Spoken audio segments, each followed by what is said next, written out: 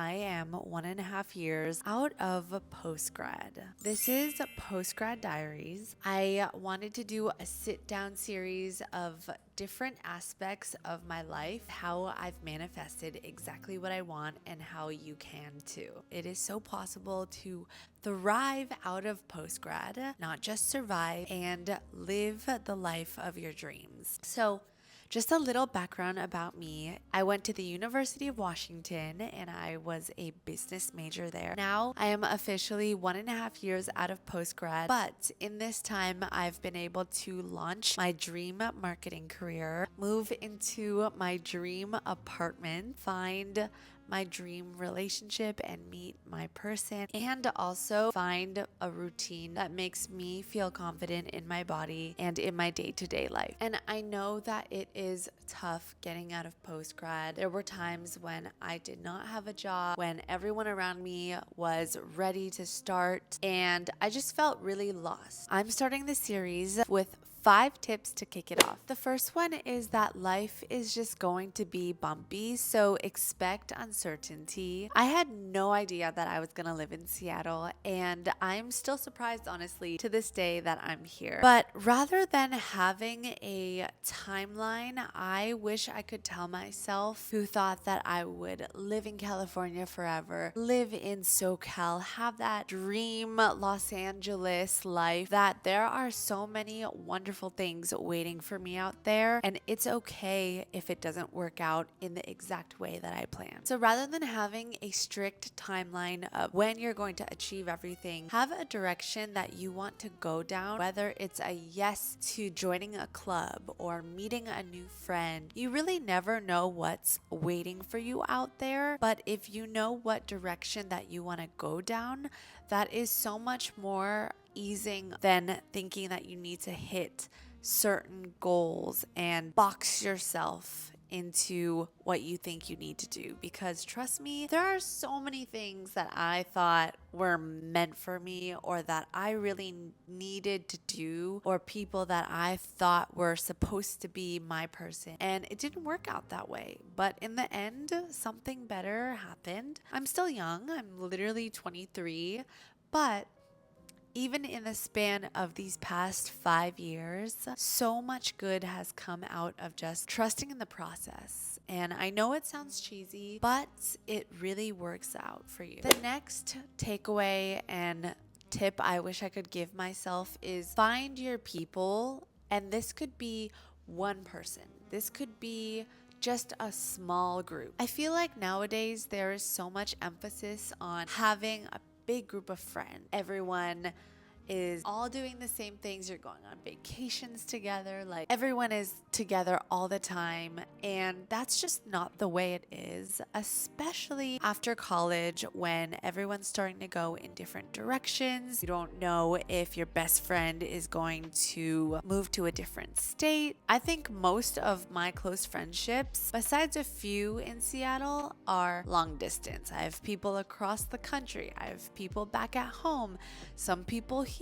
Like, that is just kind of the reality of post-grad, is when everyone goes to different places, and on top of that, you will grow apart from people. So I think it's really important to find the people who ground you, who fill your cup just as much as you're willing to fill theirs, because it's always a two-way street, and lean into them. Be so intentional with your time, with who really brings you joy, who supports you even in your lowest lows, not just when you're thriving, right? You want those people who will be there for you when you are really going through it. I had so many moments, even in the past year, where I was ready to just kind of quit. And I think that's also a really normal part of post-grad. You're figuring it all out. You're always figuring it out, but lean into your people early on in college. Know who you can call at 2 a.m. in the morning if you needed to. Trust me, it's always better to have few quality friends than a ton of just friends that maybe you talk to once in a while. My third takeaway that I would tell myself is to prioritize your health and wellness. this is something that we're now getting into it on Instagram, on social media, right? Like the Pilates princess movement, the fitness influencers. But at the end of the day, besides aesthetics, besides looks, right, your health is literally all that you have. Like if you do not have that, you do not have anything else. And I know people are ambitious, right? We want to be waking up early, we want to be getting things done, but prioritize getting in your movement, fueling your body. I could go into this for a whole separate video.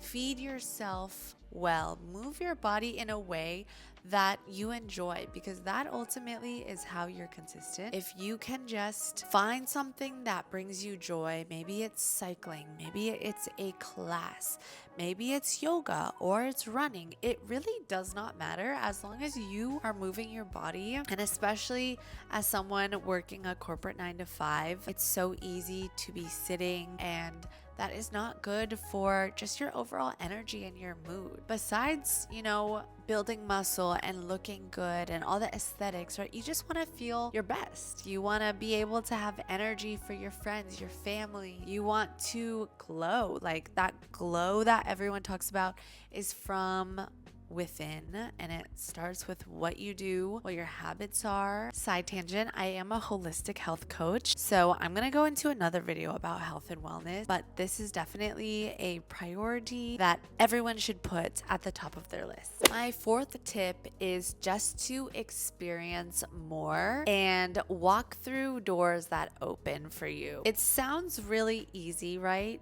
But we have a lot of limiting beliefs of we should be on this path, we should do this, right? If there's something that is calling to you, like for me, it's social media, it's content creation. Maybe it's somewhere you want to travel to. Maybe it's a hobby you want to pursue. This is something I'm working on. Go for it. You do not have to be perfect at it either. You do not have to be the best at something that you start. Even if you want to travel somewhere, it could be a small weekend trip somewhere. But if you just stay where you are, where you're comfortable, there will be a time when you wish that you took more advantage of this time out of post-grad where you don't have too many things to take care of besides yourself, right? But if you can lean into trying new things, experiencing more, seeing the world, this is always something that I try to push myself to do. And just like be okay with being uncomfortable, be okay with being bad at something. It is so good for personal growth, and also just why not, right? Like you have one life, might as well make the most of it. And the last tip that I wish I could tell myself is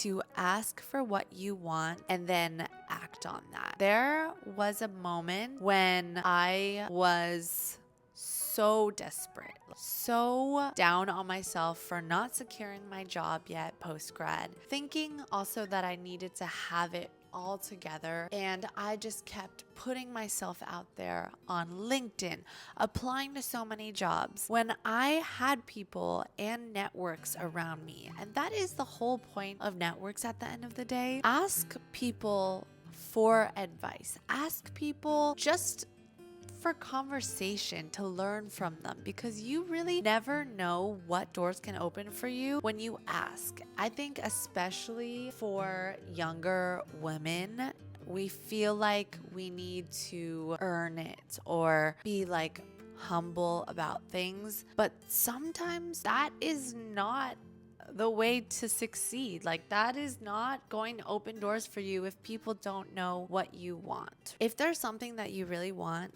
maybe it's a relationship, maybe it's a job, or you want to move somewhere, see what steps you can take. It could be a small conversation to put it out there. I believe this. If you put it out into the universe, that is your first step, because you're admitting to yourself what it is that you really want. Ask for what you want, but that is only the first part of it. You do need to act on that too.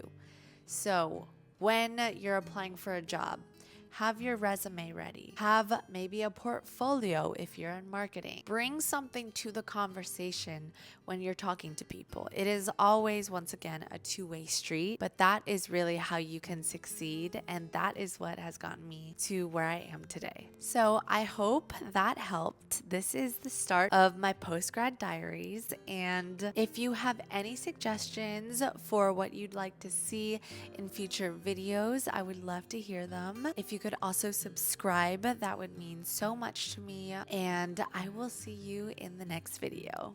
Thanks for watching.